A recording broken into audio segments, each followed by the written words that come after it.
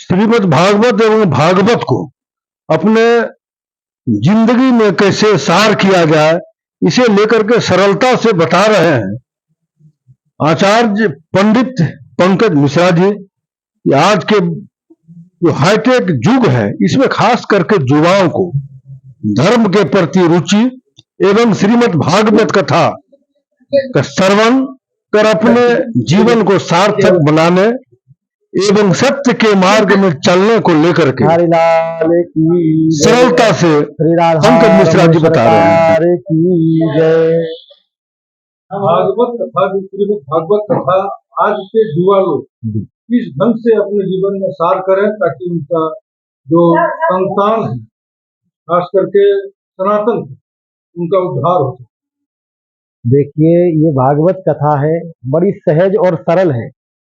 गंगा दो हुई हैं, एक भागीरथी गंगा और एक भगवान के मुख से जो निकली है वो भागवती गंगा है।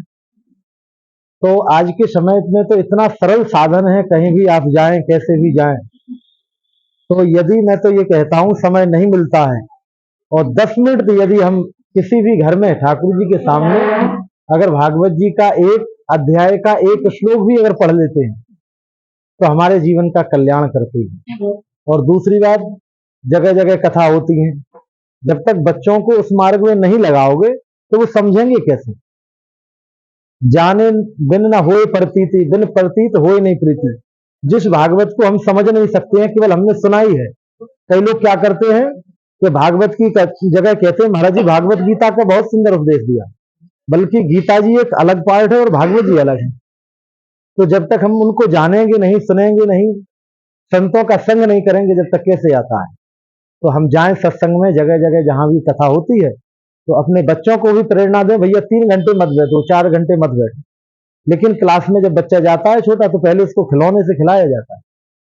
तो जब वो जाएगा कीर्तन वगैरह में थोड़ा आनंद लेगा, 10 मिनट बैठे, 20 मिनट बैठे, और वो 20 मिनट में हो सकता है कि कोई ऐसी बात उसको लग जाए कि उसके जीवन को सुधार सकती है। तो हमें अपने बच्चों के लिए संस्कार यही दें।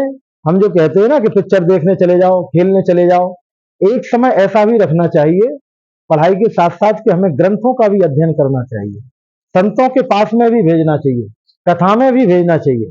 यही भागवत का सार है। भागवत में जाएंगे तो बच्चों की बुद्धि जो है वो शुद्ध होगी और वो ठाकुर जी की भक्ति में लगेंगे और उनका कल्याण होगा। खास करके देखा जा रहा है कि छोटे स्थानों में लोगों जो है भगवान के प्रति तो आसंगित है, तो भगवान के समीप भी जाते हैं, उनकी कथा को सुनते हैं, लेकिन जो बड़े बड़े शहर में लोग घुसे हुए हैं, खास करके अपने रोजी रोटी के लिए, वो लोग कैसे दूर।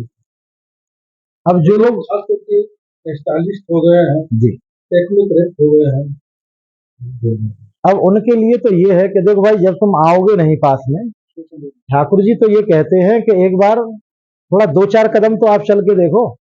और हम ठाकुर जी की तरफ थोड़ा सा जाते हैं तो वो ठाकुर जी फिर खुद चल के हमारे घर आ जाते हैं। और सबसे बढ़िया साधन तो ये है, अगर टाइम नहीं है, सोशल मीडिया के माध्यम से आप अपने मोबाइल में, घर में टीवी के माध्यम से कैसे भी सत्संग चैनल लगाओ, आस्था लगा लो, मोबाइल में बढ़िया बढ़िया भजन है उनको सुनिए, भागवत निकालिए, तो आनंद आएगा और आपका जीवन बनेगा। और जो समय नहीं निकाल पाते हैं, इसी झंझट में फंसे, उनको देख रहे हो आप, वो अपना भोग भी रहे। और जो 24 घंटे में से आधा घंटा भी निकालता है सत्संग के लिए, भागवत के लिए, तो उसका निश्चित रूप से कल्याण होगा।